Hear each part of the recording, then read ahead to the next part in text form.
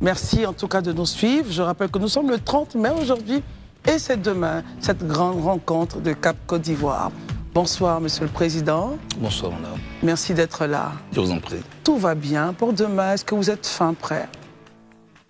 Côté administratif, tout est prêt. Côté sécuritaire, des bonnes réunions que nous avons eues avec tout le commandement de la police nationale, les forces de l'ordre, à la préfecture d'Abidjan. Je veux dire la préfecture des polices d'Abidjan. Ensuite, une réunion, un déplacement sur le terrain, à Figayo même, hier à 13h, avec toutes les forces de l'ordre. Et je pense que c'est l'occasion pour moi de dire merci au ministère de la Sécurité, au directeur général de la police, à la gendarmerie, et pour cet accompagnement. Docteur Barry, question. Monsieur Charles Blé Goudé, lorsque à chaque fois que vous prenez la parole, on entend parler de climat apaisé, de climat électoral apaisé. Ma question c'est, en quoi ce meeting contribue-t-il réellement à un climat électoral apaisé? Non, ce n'est pas le meeting qui contribue à un climat électoral apaisé. Ce meeting, vous voyez, a un thème pour un dialogue politique en vue d'une élection inclusive apaisée.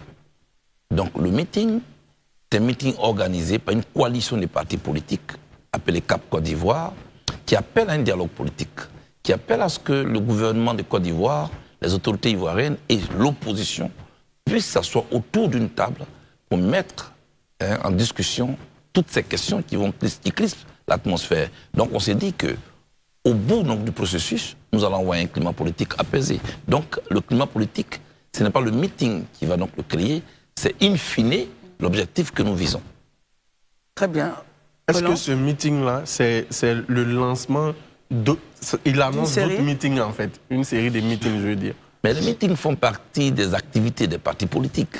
Il ne faut pas les dramatiser. On fait un meeting aujourd'hui et on espère qu'on sera entendu.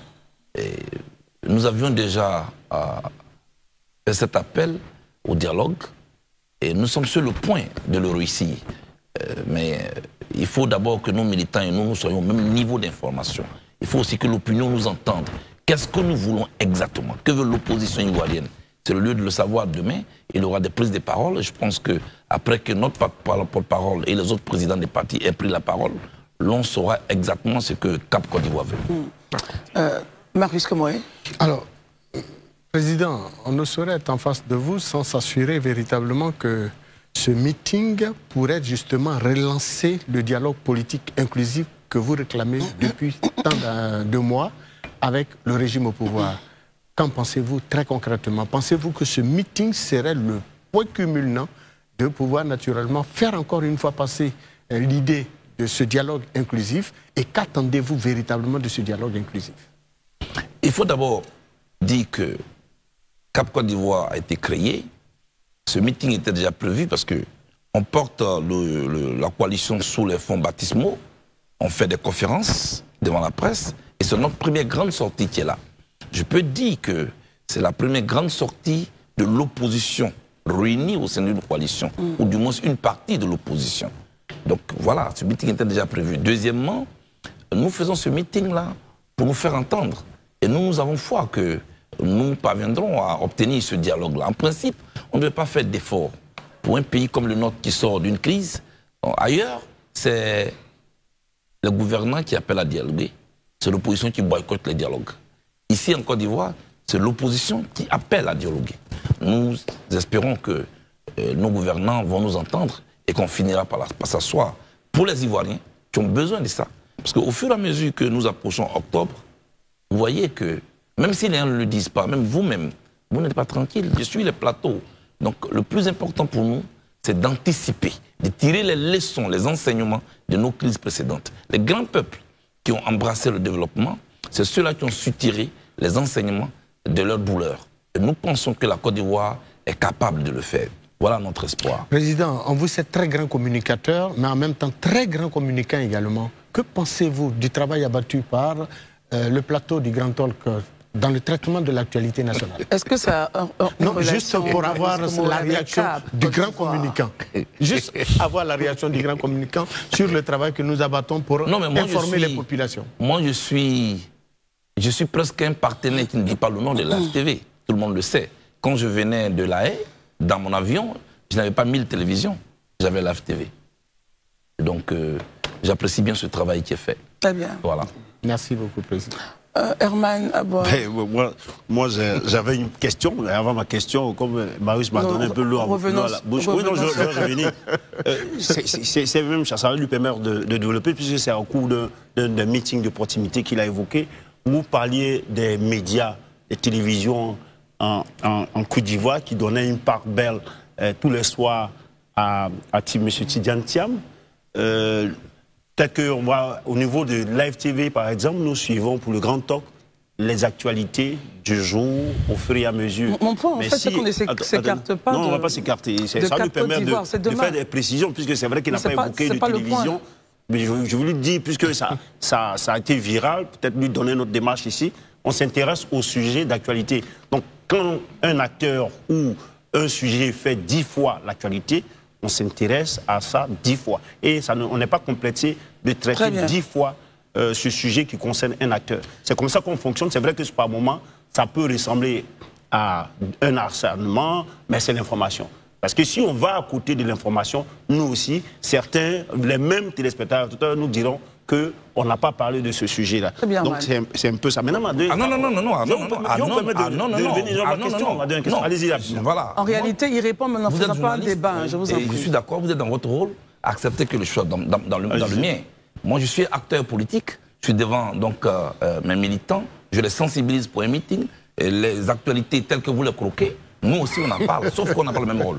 Seulement, moi je n'ai aucune dent contre Live TV, je le répète ici sur ce plateau, et tout le monde sait que moi je suis un partenaire de Live TV. Très bien, merci beaucoup. Ma question, Herman, oui. On a vu lors de votre... vous avez répété à plusieurs occasions dans les meetings de proximité, vous avez parlé de la question de mobilisation qui n'est pas un challenge pour vous, personnellement, surtout que vous avez à côté de vous M. Diaoufoué, qui est lui-même député et un bon orateur au niveau du PDC-RDA, mais Blé Goudé, qui est en rangant, qui mobilise 1 million, 2 millions d'Ivoiriens à la place publique, je veux dire que ça, on est à plus de 15 ans ou 20 ans de cela. Où puiser cette fois-là que la mobilisation ne sera pas un souci pour vous, par exemple, demain, pendant que le RHDP et bien d'autres sont en train de remplir, enfin, promettent de remplir le stade et le parc des expositions? Alors, le seul regret pour moi, hein, c'est le lieu. C'est le lieu. J'ai mal que je sois... Certains espaces où ont été refusés. Voilà, que j'ai mal que je puisse partir mobiliser des gens à la place Figaro. C'est pas mon niveau, ça. Votre niveau, c'est quel Mon niveau, ce sont les stades. Mon niveau, ce sont les stades. J'ai demandé le stade Félix Houphouët-Boigny. Vous prenez cette fois-là, vous prenez cette fois, parce que 20 ans après... Ce sont les causes qui mobilisent, ce n'est pas les personnes qui mobilisent. Et aujourd'hui, ce que je veux, c'est qu'on se donne un système électoral qui puisse permettre qu'on puisse retourner aux Ivoiriens leur choix qu'ils ont fait dans les urnes. J'évoque des sujets qui intéressent le peuple. J'évoque des sujets qui intéressent les Ivoiriens. Je parle de leur quotidien. Quand je dis, par exemple, parlons-nous avant qu'il ne soit trop tard, pour ne plus que des Ivoiriens aient des baluchons sur la tête qui partent vers le Ghana ou le Libéria, ce sont des réalités. Quand je dis, même le pouvoir craint, même le pouvoir, quand des dirigeants disent, si demain on perd le pouvoir, on va soit en prison ou en exil, tout ça, on n'est pas obligé, quand on perd le pouvoir, de vivre des difficultés. Non. Parce que quand on est au pouvoir, on aura pris de bonnes décisions, et quand on finit, on se repose, et celui qui vient n'est pas obligé de piétiner ceux qui les remplacent. Voilà ce système que nous voulons ici en Côte d'Ivoire. Ça se fait ailleurs, ça peut se faire ici. Et je pense que j'appelle à un rassemblement.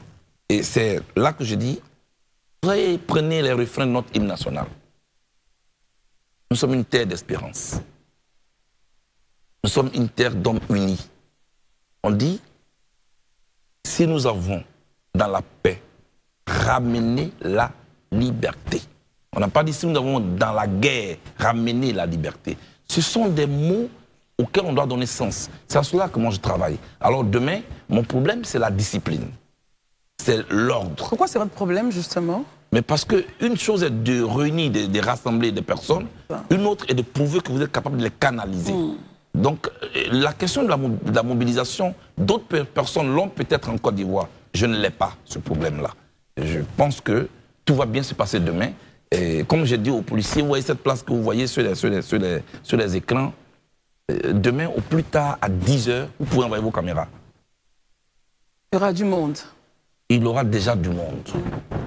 Pas parce que c'est Blé Goudé qui appelle, mais parce que la cause pour laquelle il appelle est une cause noble. On ne vient pas là pour narguer quelqu'un, on ne vient pas pour mépriser quelqu'un. Ce n'est pas un lieu d'injure, c'est un lieu pour poser les vrais problèmes. Et certains commentant vos discours, hein, les éléments de langage de vos discours, ont dit avoir vu le Blé Goudé comme le général de la rue.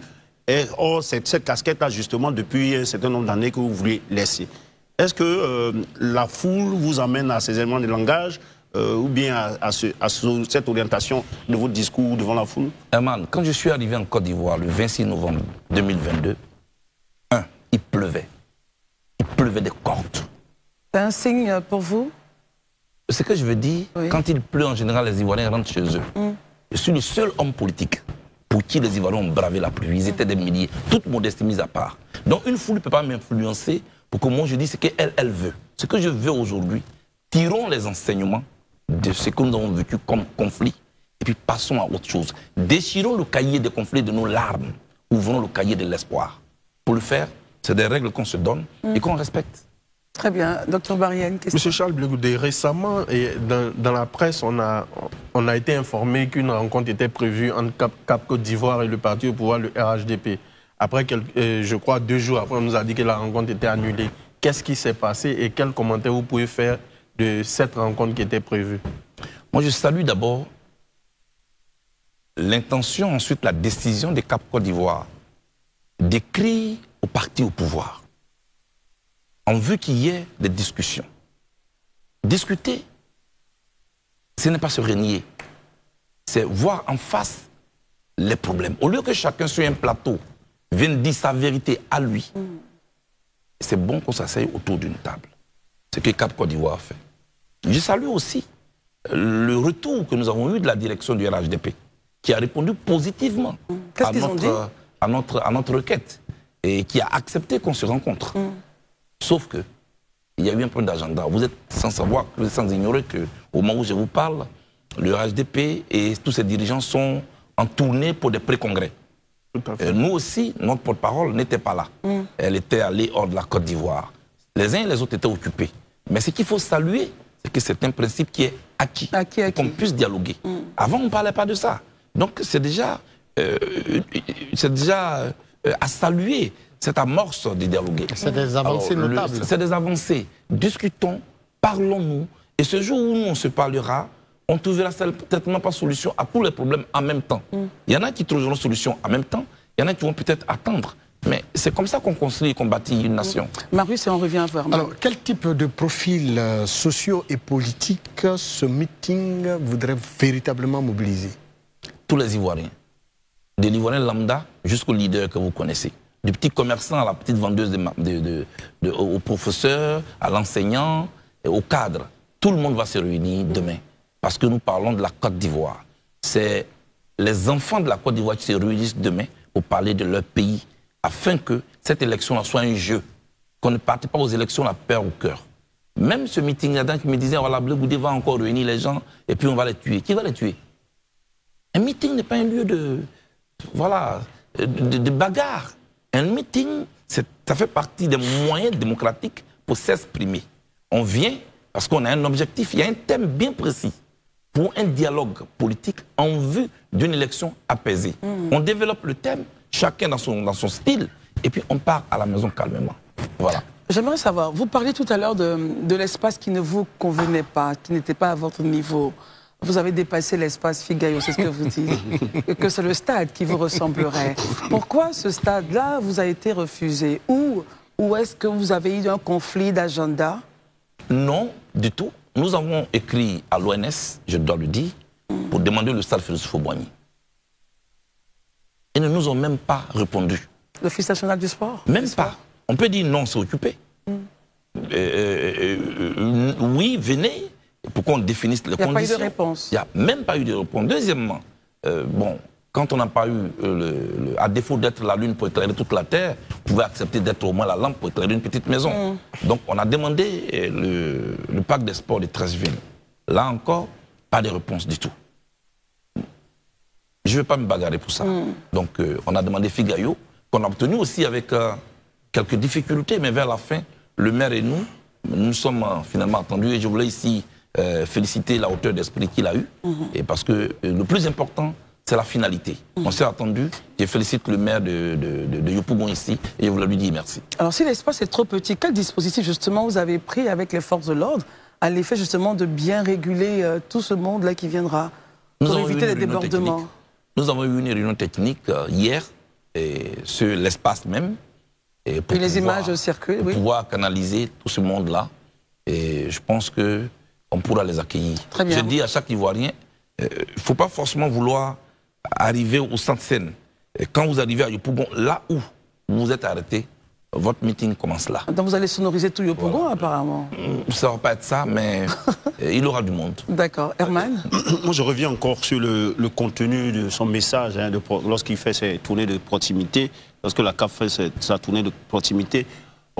J'ai entendu Blé Goudé évoquer tous les acteurs qui sont plus ou moins, je vais dire, en panne dans la révision de la liste électorale, notamment le président Thiam du PDCRDA, Laurent Gbagbo du PPASI, vous avez même parlé de Solo Guillaume de GPS, et tous ceux qui sont les acteurs principaux qui sont... Est-ce une stratégie de charme ou de séduction pour vous-même ou réelle conviction de lutte pour une menace qui est finalement partagée entre vous? Quand on parle d'inclusivité de l'élection, ce n'est pas à géométrie variable. Moi, je peux avoir un problème avec vous ou une mésentente avec vous. Ça ne devrait pas pouvoir influencer mes positions sur ce que j'appelle les questions des principes. Vous voyez, il ne faut pas défendre des questions selon nos petits sentiments ou selon nos petits intérêts du moment. C'est une réalité. Le président Laurent Gbagbo n'est pas inscrit sur la liste électorale. Le président Thiam non plus.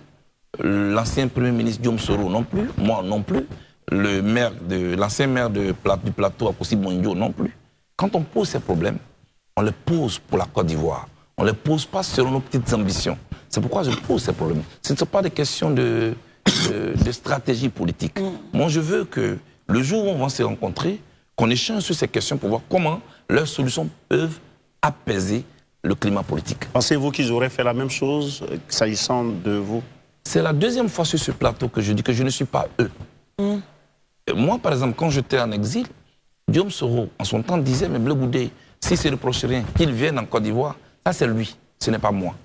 Moi, j'ai une éducation où je pense que quand une personnalité qui a dirigé ce pays se trouve aujourd'hui en difficulté, le moins que je puisse faire, c'est d'utiliser la tribune qui est la mienne pour essayer de lui apporter soutien et faire en sorte que sa présence puisse régler la Côte d'Ivoire. Moi, je veux que les enfants de la Côte d'Ivoire se regroupent. Nous disons tous qu'on se réclame du Houphouët-Boigny. Finalement, on est d'accord. Même ses opposants disent c'est le père de la nation.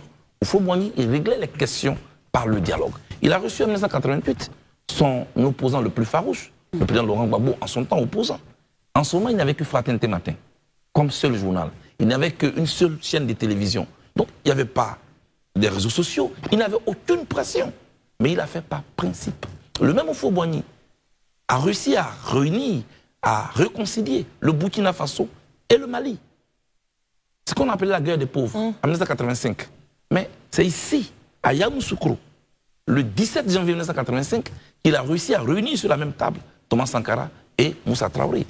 Ce qui est bon, que nos pères, nos prédécesseurs nous ont montré, il faut le copier pour pouvoir sauver ce pays-là qui demeure au-delà de nos ambitions. Très bien, Dr Barry. Alors, M. Charles Blé Goudé, le cas ivoirien ressemble un peu au cas sénégalais. Lorsqu'il y a eu le dialogue entre Ousmane Sonko et Macky Sall à travers des personnalités interposées, notamment les religieux, et M. Pierre Goudiaby Atepa. Est-ce qu'aujourd'hui, au niveau de CAPSI, vous avez saisi par exemple la Chambre des rois et chefs traditionnels? Si oui, quel a été le mot de ces doyens? Ou bien est-ce que vous avez saisi les guides religieux par exemple, qui peuvent être naturellement des agents d'influence, qui peuvent influencer les positions de chacun des deux camps? Vous venez donc là de citer des garants moraux de notre pays. notamment la chambre des rois et chefs coutumiers de Côte d'Ivoire, le guide des religieux, le nonce apostolique. On va encore me dire que je parle pas des proverbes, mais je dis que... Moi, j'aime bien vos proverbes en Ce sont les arbres qui tombent qui font du bruit. Selon la forêt pousse en silence. Nous estimons que ce que tu exposes, t'expose. Nous avons rencontré les guides religieux. On n'avait pas besoin de faire de bruit. Nous avons même conduit une délégation jusqu'à Yamoussoukro, au siège de la Chambre des rois. Et c'est le Premier ministre Afin-Guessan qui a conduit cette délégation. La porte-parole de Cap Côte d'Ivoire a rencontré aujourd'hui même le nonce apostolique. Voilà. Mais ce sont des questions sur lesquelles nous ne communiquons pas. Mais on tape à toutes les portes pour que des gens puissent intervenir. La porte-parole de Cap Côte d'Ivoire. Oui, Mme Simone Yves-Gbagbo. Okay. Alors, quand souvent on parle de Macky Sall, ou on parle de Ousmane Sonko, qui aurait choisi Diomaye Faye pour être candidat parce que lui n'était pas sur la liste, on oublie de dire qu'il y a eu Macky Sall qui a pris une loi d'amnistie. Tout à fait. Donc, il faut essayer de conjuguer tous ces efforts pour qu'on puisse arriver à un climat apaisé. Voilà. On peut même remettre quelqu'un sur la liste et puis lui-même peut décider qu'il n'a pas les moyens de faire campagne, donc il n'est plus candidat. Alors, si toutefois on avance vers les élections et puis rien ne change au niveau des personnalités qui ne figurent pas sur la liste, est-ce que Cap Côte d'Ivoire ira à une candidature unique qui représenterait évidemment les intérêts de tous ces partis-là? Vous savez, c'est la manière de taper le tam-tam qui grossit le rang des danseurs. Et donc, nous avons commencé à travailler ensemble. Ça, j'aime bien. Voilà. Ok, d'accord. N'est-ce pas? Reprenez-nous ce proverbe. C'est la manière de taper le tam-tam qui grossit le rang des danseurs. Vous n'avez pas le temps de le dire. Voilà. Donc, on ne se connaissait pas du tout. Moi, je ne connaissais pas M. Ezalé du PDCRDA. Je ne connaissais pas Diaw Foué. Aujourd'hui, on travaille ensemble pour la Côte d'Ivoire. Il y a d'autres personnalités que je ne connaissais pas, avec qui tout ça. Voilà, que je n'ai pas eu l'habitude de travailler, mais aujourd'hui, nous travaillons ensemble. Mais vous savez, la question des candidatures, ça fâche souvent. Il y en a parmi nous qui ont déjà été investis comme candidats par leur parti politique. Donc ce sont des questions sensibles qu'on ne touche pas pour le moment, mais il faut créer les conditions d'une élection. Une fois qu'on a eu une victoire ensemble, le reste pourra certainement suivre. Mais on n'en est pas encore là. On ne fait pas campagne pour un candidat pour le moment. Nous voulons que la Côte d'Ivoire puisse se donner les moyens d'une élection apaisée, d'une élection transparente. Et puis on va aller faire une compétition. La victoire, elle est belle en fonction de la taille de l'adversaire que vous avez vaincu. Tu vas au champ, tu ramasses un escargot, tu n'as rien fait. Donc nous voulons ici dire au gouvernement... Lorsque tu croises un lion, par contre. Hein? Lorsque tu as vaincu un lion en pleine forêt. Oh non, mais non, je pense qu'il n'y a pas de... Je préfère dire l'escargot. Il ne faut pas effrayer les Ivoiriens. Dernier mot. Mon dernier mot. On vient d'écouter Charles Blé Goudé sur Live TV. Charles Blé Goudé nous informe que la Cap Côte d'Ivoire avait demandé le stade Félix Houphouët-Boigny et ce stade-là ne leur a pas été donné. Hormis même le fait qu'ils n'ont pas pu accéder au stade Félix Houphouët-Boigny, ils n'ont même pas eu droit à une réponse. Et pourtant, le RHDP, ils ont bien le droit d'organiser leur congrès là-bas. Voilà donc la Côte d'Ivoire aujourd'hui. La Côte d'Ivoire démocrate. La Côte d'Ivoire des gagnants. La Côte d'Ivoire de ceux qui sont au pouvoir. La Côte d'Ivoire des Ivoiriens qui sont de vrais Ivoiriens. La Côte d'Ivoire des faux Ivoiriens. Pourquoi la Cap Côte d'Ivoire, qui a plusieurs partis politiques réunis, ne peut pas organiser une manifestation au stade Félix Houphouët-Boigny, mais le RHDP, ils peuvent organiser des congrès. C'est la même chose qui s'était passé par exemple avec la CAN. N'est-ce pas, le RHDP avait pu prendre la coupe et ils ont décidé de défiler avec cette coupe-là partout où bon les semblait. Mais jamais, ils n'ont voulu remettre cette coupe-là aux partis de l'opposition. On dirait que c'est ceux qui sont au pouvoir qui sont les seuls à être de vrais Ivoiriens. Ça veut dire le RHDP. Nous avons vu les cadres du RHDP marcher avec la coupe, partir avec ça partout. Mais le PPACI a formulé une demande pour avoir la même canne. On ne leur a jamais donné la canne. Et ça, ce n'est absolument pas normal. Je le dis encore, ce n'est pas du tout normal. Et c'est la même chose qui se passe aujourd'hui au stade. Cap Côte d'Ivoire et Charles Blé Goudé vient de nous dire ici que son niveau n'est pas le stade Figayou. Son niveau, c'est le stade Félix Houphouët-Boigny. Mais il fallait laisser à ce gars la possibilité d'organiser son meeting au stade. Vous avez refusé. En fait, pourquoi le RHDP refuse? Le RHDP refuse parce que le RHDP ne veut pas que la communauté internationale voit la force de frappe de l'opposition. Ils vont refuser les stades à l'opposition, mais eux vont se donner le droit d'avoir les stades. Et quand eux ils vont prendre les stades, ils vont donner les pains et les sardines à leurs militants. Leurs militants iront donc dans les stades pour soutenir leur mobilisation après avoir mangé le pain et la sardine. Et eux diront à la communauté internationale que nous sommes les plus suivis, nous sommes les plus aimés. Entre-temps, ils ne donnent jamais la possibilité aux partis de l'opposition d'avoir le même stade. Non, non, non, non, non. Il est important de donner, n'est-ce pas, à tous les partis politiques désireux et capables de payer les frais du stade, de leur donner les clés du stade. Vous les donnez aux artistes qui font des concerts, vous les donnez à tout le monde, mais quand ce sont des partis d'opposition, vous refusez. J'espère que quand le PPACI va demander le stade pour ses mobilisations, vous n'allez pas refuser, parce que le PPACI demandera le stade. Le PPACI fera une mobilisation de grande envergure et le stade sera B. Donc nous espérons que quand le PPACI va faire sa demande, n'est-ce pas, vous allez donner ce stade-là. Autant que vous donnez ce stade-là au RHDP, autant que vous donnez ce stade-là au parti au pouvoir et que vous donnez tout au parti au pouvoir, vous ferez de la même manière, vous donnerez de la même manière ce stade au PPACI. Ce que vous faites avec la CAP Côte d'Ivoire, ça vous regarde. Nous avons notre mouvement Trop c'est trop qui est mis sur pied. Et quand on va demander le stade pour faire nos manifestations, nous espérons que vous allez donner ce stade-là également. La team que vous venez d'écouter ici, mais Charles Blé Goudé, qui prend toujours tout de manière à la rigolade, doit savoir qu'on n'essaye pas de prendre un pouvoir d'État avec du jeu. Ceux qui sont en face ne sont pas en train de s'amuser avec vous. Mais tu es toujours en train de dire, nous voulons la paix, nous voulons ci, nous voulons ça. Comme si tu ne vois pas réellement que ceux qui sont en face de toi ne sont pas prêts pour ça. Tout ce que vous allez faire ne sert à rien. Ça sera simplement pour animer la galerie, mais ça n'ira absolument pas quelque part. La manifestation de demain de la CAP Côte d'Ivoire ne va rien changer. Ça va animer la galerie, ça ne fera absolument rien. Ce n'est pas ça qui fera bouger le parti au pouvoir et vous le savez très bien. La seule chose qui les fera bouger, ce sont des mobilisations populaires pour demander à Alassane Ouattara de régler les problèmes de tous les Ivoiriens. Pas de régler les problèmes simplement de la CEI. Pas de régler les problèmes simplement des candidats qui ne sont pas des listes électorales. Non, non, non, non, non. Ce sera des mobilisations, comme le président Laurent Gbagbo a dit, des mobilisations permanentes qui demanderont au gouvernement de régler tous les problèmes de la société.